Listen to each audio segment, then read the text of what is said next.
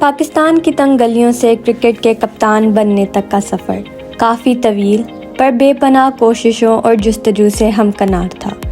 پاکستانی مبصر، کوچ اور سابق کرکٹر اور پاکستان کی قومی کرکٹ ٹیم کے کپتان وسیم اکرم کو اب تک کے عظیم ترین گیند بازوں میں شمار کیا جاتا ہے۔ انہیں اکثر سوئنگ کے سلطان کے طور پر بھی جانا جاتا ہے۔ میرے خیال میں یہ ایک لمبی کہانی ہے۔ آئیے اکرم کی زندگی کے ان لمحات کے بارے میں جانتے ہیں جہاں سے یہ سفر شروع ہوا۔ اکرم ایک اعلیٰ متوسط گھرانے میں پیدا ہوئے اور ماڈل ٹاؤن کے آرام دہ مضافاتی علاقے میں پرورش پائی۔ ان کے والد ایک کامیاب تاجر تھے اور اکرم کو لاہور کے کیتھیڈرل اسکول میں بھیج دیا گیا۔ مزے کی بات یہ تھی کہ اکرم کا بنیادی کھیل کا جنون ٹیبل ٹینس تھا۔ 10 سال کی عمر سے وہ اپنے دادا دادی کے ساتھ رہتے تھے اور ان کے دادا کرکٹ کے ایک پرجوش پیروکار تھے اور انہوں نے اکرم کو اس کھیل کے ساتھ راغب کیا۔ بائیں ہاتھ کے تیز گیند باز جو نمایاں رفتار کے ساتھ بولنگ کر سکتے ہیں، ان کے پاس ایک کلاس کرکٹ میں سب سے زیادہ وکٹیں لینے کا عالمی ریکارڈ ہے اور ون ڈے وکٹوں کے معاملے میں سری لنکا کے آف سپن بالر میتھیو مرلی دھرن کے بعد دوسرے نمبر پر آتے ہیں۔ کل ملا کر انہیں بانیوں میں سے ایک سمجھا جاتا ہے جنہوں نے ریورس سوئنگ بالنگ کی تکنیک ایجاد کی۔ اکرم کی کرکٹ کہانی مزنگ کی گلیوں سے شروع ہوتی ہے۔ ماں کی طرف سے ان کے دادا دادی کا تعلق مزنگ سے تھا۔ انہوں نے اندرون لاہور کا گنجان علاقے میں کرکٹ کھیلنا شروع کیا۔ ان کی دوسری بیوی وہاں پہلی بار 2014 میں آئی تھیں۔ وسیم اکرم بتاتے ہیں کہ چھوٹی چھوٹی گلیاں اور چھوٹی سڑکیں اور ہمیں جب بھی وقت ملنا ہم نے کرکٹ کھیلنا، کچھ دیر چھت پر اور کبھی عام گلیوں میں، جبکہ ٹریفک بعض اوقات کافی مسئلہ کرتی تھی۔ سارا دن گلیوں میں گھومتے پھرتے رہتے تھے، یہاں تک کہ سب ہمیں جانتے تھے کہ یہ وہی بچے ہیں جو ہماری گلیوں میں کرکٹ کھیلتے ہیں۔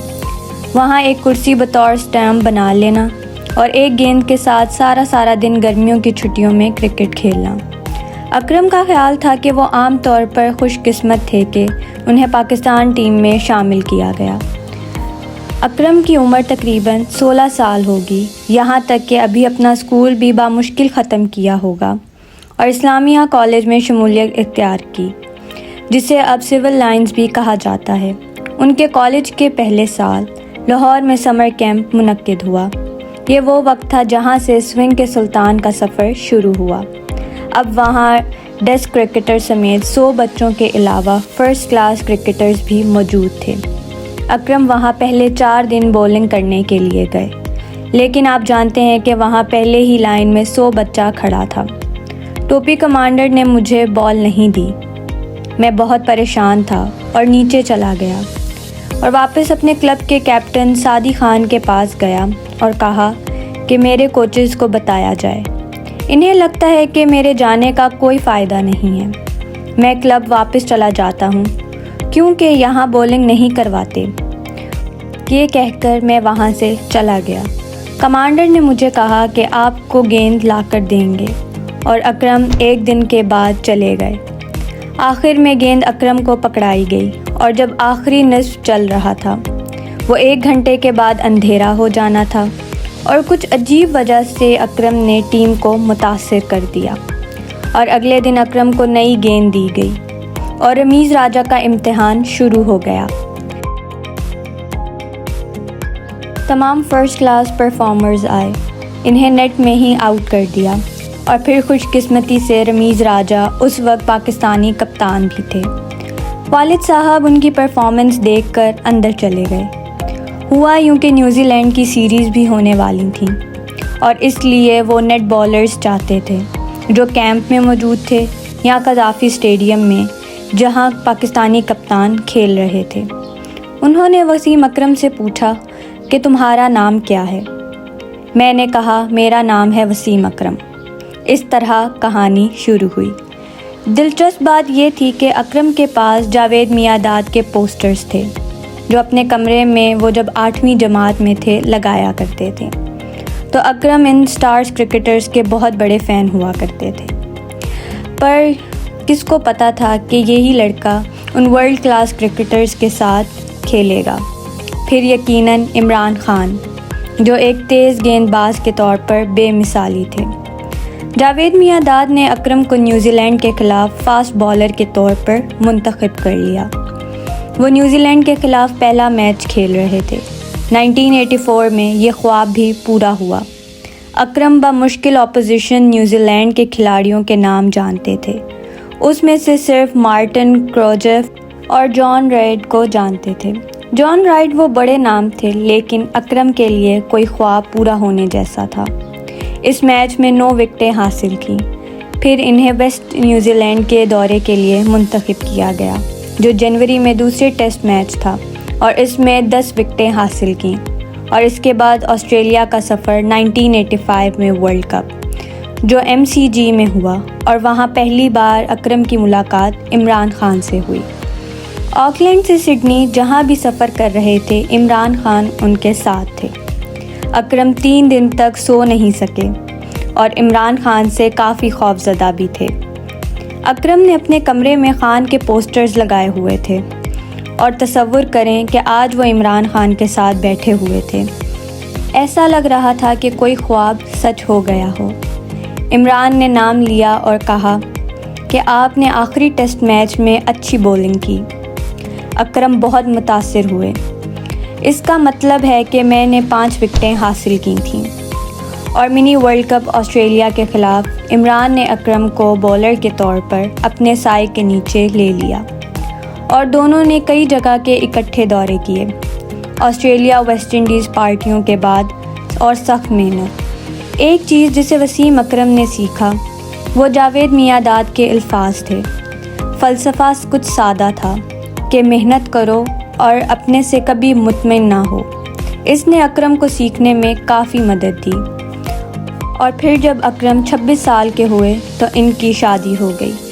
عمران خان نے کہا کہ نہ شادی کرو، تو اکرم نے کہا مجھے اس لڑکی سے محبت ہے۔ عمران خان نے جواب دیا کہ میں اگلے کچھ سالوں میں ضرور پوچھوں گا۔ وسیم اکرم عمران کی دوستی کیسی تھی؟ وسیم اکرم عمران خان کے ساتھ پہلی بار کسی نائٹ کلب میں گئے، اور عمران خان نے اسی نائٹ کلب میں دودھ منگوا لیا۔ وسیم اکرم کے لیے یہ کافی عجیب تھا، اور خان سے ملنے کے لیے لڑکیوں کی لائنیں لگی ہوئی تھیں۔ اکرم عمران خان کے ساتھ جہاں بھی گئے اچھے دوست بنائے۔ وسیم اکرم کی زندگی کا ایک اور پہلو۔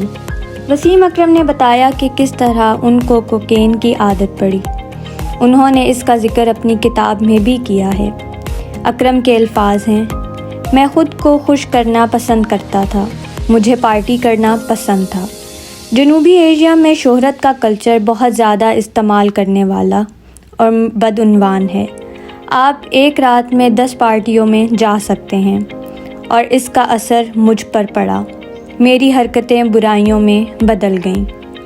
انہوں نے مزید لکھا کہ سب سے بری عادت یہ ہے کہ میں نے کوکین پر انحصار پیدا کر لیا۔ یہ کافی بے ضرر انداز میں شروع ہوا جب مجھے انگلینڈ میں ایک پارٹی میں آفر کی گئی۔ میرا استعمال مسلسل سنگین ہوتا گیا، یہاں تک کہ مجھے لگا کہ مجھے کام کرنے کے لیے بھی اس کی ضرورت ہے، اور اس نے مجھے غیر مستحکم بنا دیا تھا۔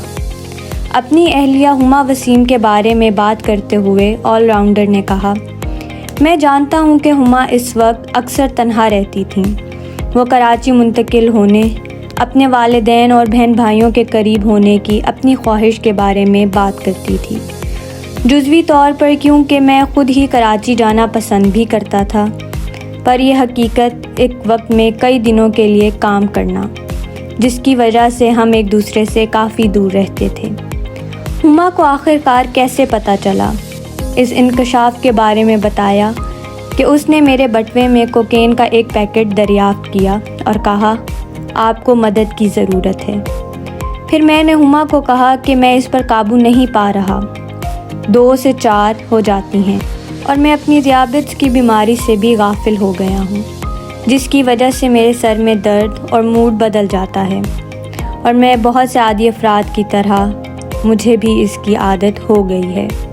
اس سے اکرم کے وقار پر بھی کافی فرق پڑا، اور انہوں نے مختصر طلاق پر بھی غور کرنا شروع کر دیا، اور 2009 کے ICC چیمپئنز ٹرافی کے لیے جانے پر ہما کی روزانہ کی جانچ پڑتال کی وجہ سے اکرم نے دوبارہ استعمال کرنا شروع کر دیا۔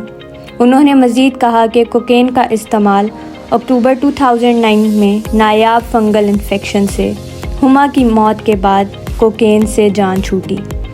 ہما کا آخری بے لوث اور لاشعوری عمل مجھے میرے منشیات کے مسئلے سے ٹھیک کر گیا اور زندگی کا وہ سفر ختم ہو گیا اور میں نے کبھی پیچھے مڑ کر اسے نہیں دیکھا۔